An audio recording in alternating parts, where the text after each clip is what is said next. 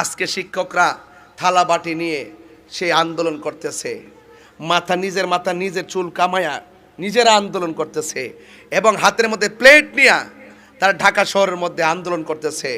এর চাইতে দুঃখজনক খবর বাংলাদেশের জন্য আর কিছু হতে পারে না। কথা বলেন ঠিক কিনা? আমি একটা শিক্ষকের সন্তান ছিলাম।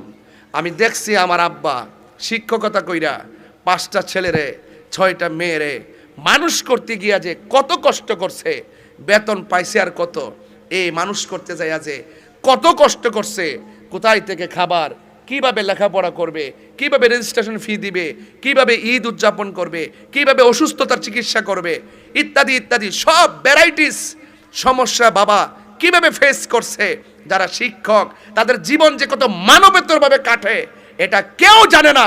একমাত্র তারা শিক্ষক দীক্ষা মুখ খুললা সমাজে বলে না। কথা বলেন ঠিক কিনা বলেন?